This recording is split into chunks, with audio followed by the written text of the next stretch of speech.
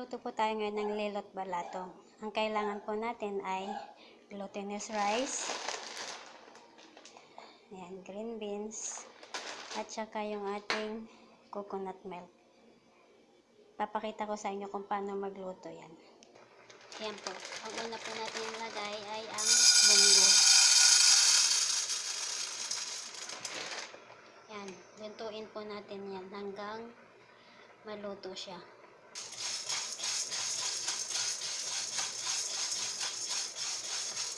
Mahinang apoy lang po tayo. Yan na po yung ating munggo. Ika-crack na lang po natin. Habang kinakrack po natin yung munggo, magpakulo po tayo ng tubig. Lagay natin yung ating glutinous rice. Yan na po siya. Lagay po natin yung glutinous rice.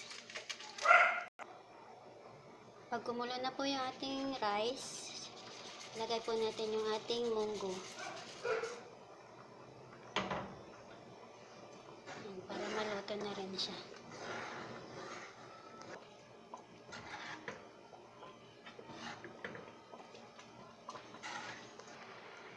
Yan, lagyan na po natin ng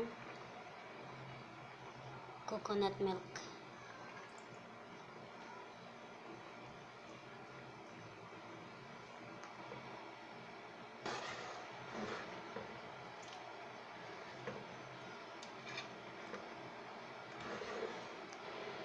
Tapos lagyan po natin ng sugar.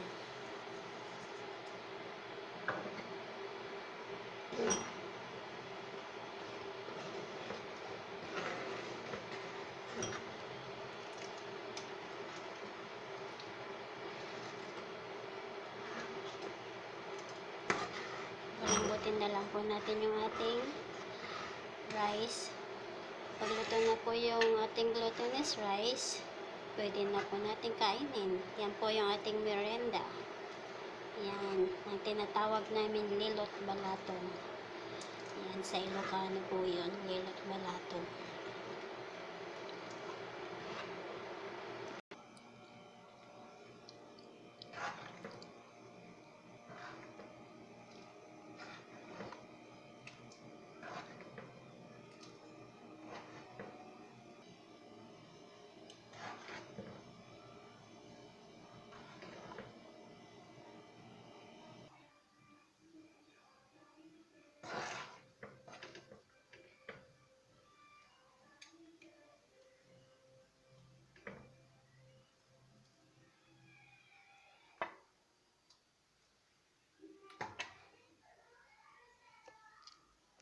Yan na po yung ating lilot balatong.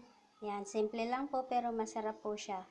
Yan, para sa subscriber po, yung mga baguhan, pindutin lang po yung katabi na bell para po ma-update po kayo sa lahat na linuluto ko. Yan po yung ating lilot balatong. Yan. Simple lang po pero masarap talaga siya. Subukan po ninyo. Yan, para maiba naman po yung ating merienda. Yan, sa susunod na video po. God bless.